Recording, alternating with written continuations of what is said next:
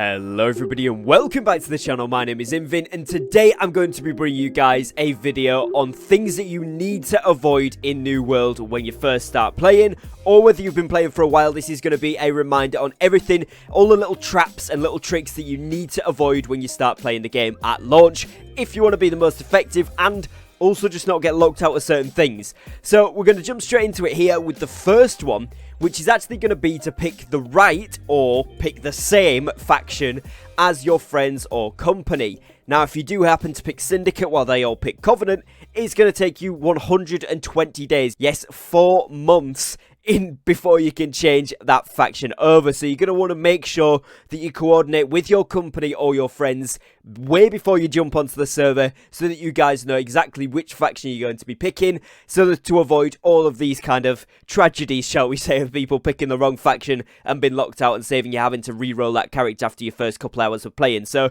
definitely make sure that you do the right one there. Now, one common mistake I see a lot of new players doing is buying their first bag. The inner merchant in me pains me to say this because I do want to make money off crafting bags, and I know that a lot of people have planned to do that, but if you're watching this video, just have a heads up, it is much cheaper and much more cost effective to actually make that first bag.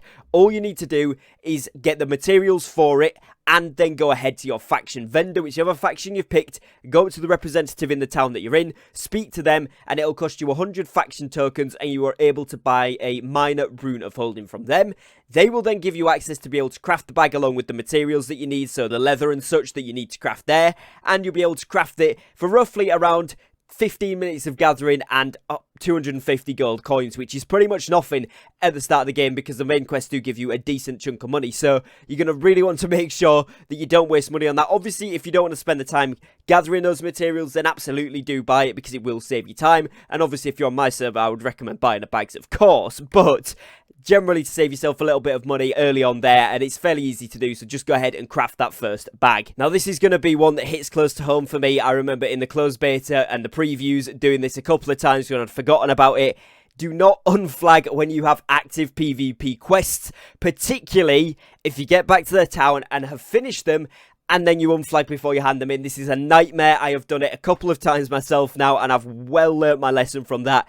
Do not do it. Make sure you always hand in the quest before you unflag from PvP, or you're going to be in the same boat that I was in where it just deletes the quest. It says, yep, you've just abandoned those, and that's that. There is now a warning system in place in game, so if you try to unflag while you've got the quest active, it says you can't unflag right now because it will abandon these quests and show you the ones that you've got, or something similar to that. I can't remember exactly what the message is, but it does tell you. When I played in preview, that message wasn't there, and I lost out on quite a bit of XP, so definitely don't do that. Now, another thing here that's going to massively help you out is avoiding setting your inn in random places. Always set it somewhere useful, central, that you're going to be traveling to a lot. Early game for the main story quest, I would highly recommend Windswood. It's going to be very beneficial to have the inn there because you're going to be traveling there a lot. All granted that it's probably going to be to the fisherman, but if you've got your inn up, you can travel back to the settlement, and then it's only going to cost you 20-30 hours off to travel out to the fisherman's point rather than 100 or so from wherever you might be at that point. And Windswood's going to be the hub of things early on, particularly with Amrine Expedition being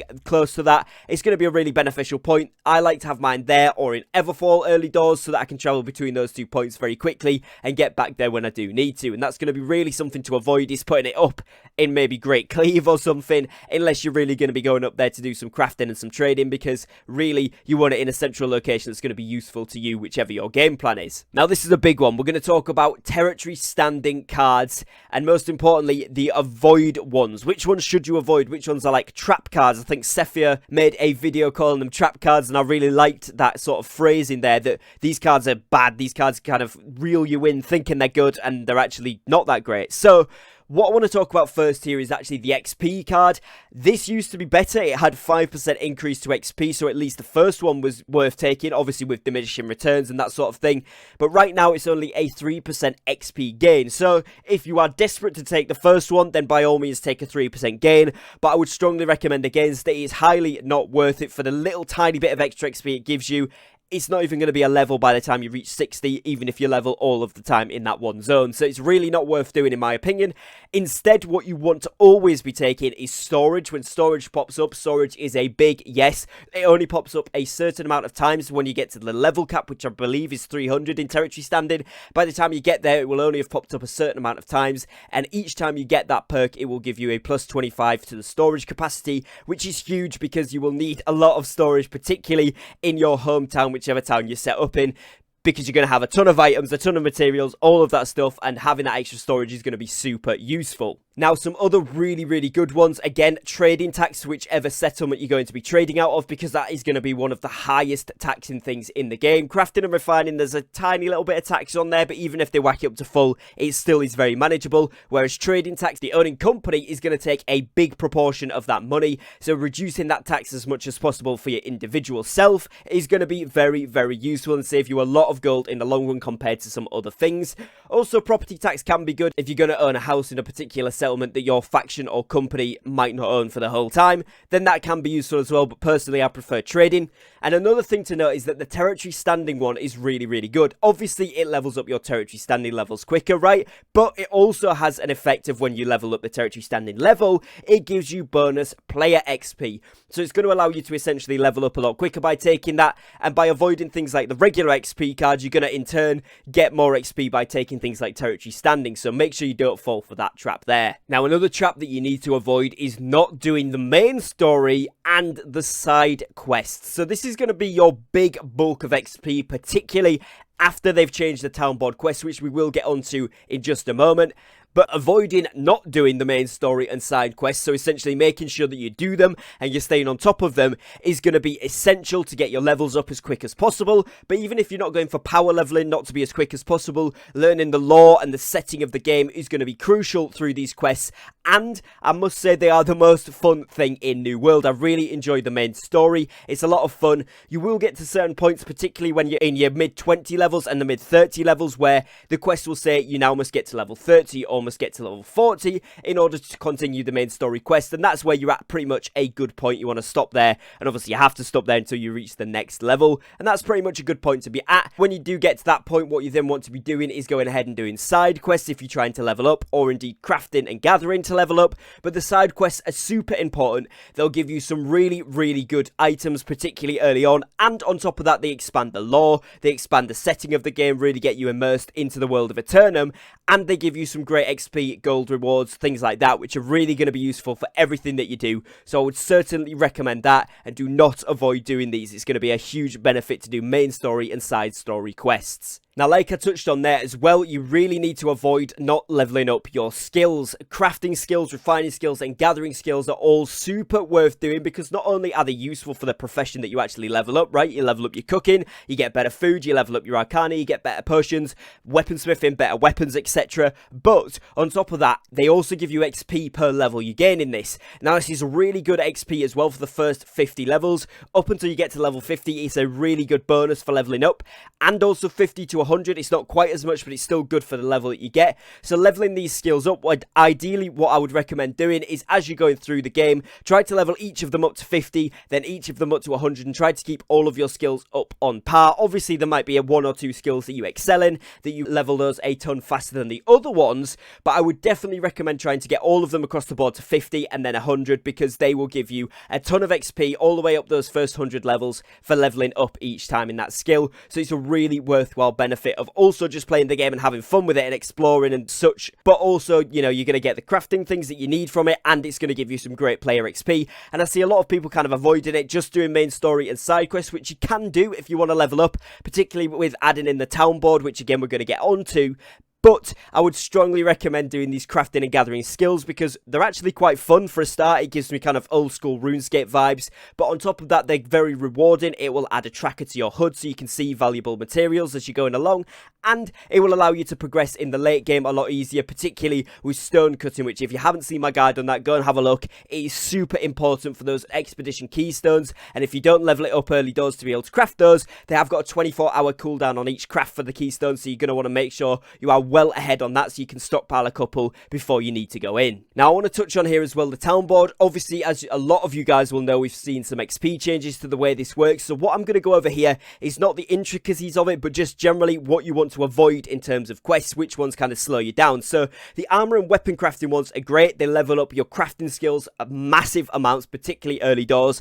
And they're pretty easy to do. The materials are pretty easy to find, particularly, like I said early there, the crude ones off the bat. Very easy to just get a few iron and a few raw hide, and that will sort you out for most of those. So that's really, really good. Area missions, so going to a certain location and killing mobs, and generally just killing things like 25 turkeys, 25 rabbits, are all seemingly good missions that actually take quite a lot of time. And if you're mixing this between 2 or 3 towns, which I would recommend to get the most out of the XP here, I would strongly recommend just getting rid of those ones. They take far too much time. You might think if you are going on a big main story quest mission and you get some turkeys or some rabbits to kill along the way, by all means take that because you're going to be doing it on the road. But if you're specifically focusing on doing town board quests at that time, get rid of them. They're going to be better ones that come along. The cooking ones can be really, really good if you actually manage to get the ingredients for them. So if you've got the ingredients in your bank or in a bank nearby that you can travel to and then craft it, definitely worth doing. They give you a lot of cooking XP and a lot of good XP just for the player. But if you don't have the ingredients, a lot of the time they can be very expensive, particularly early on, and difficult to find early on as well. So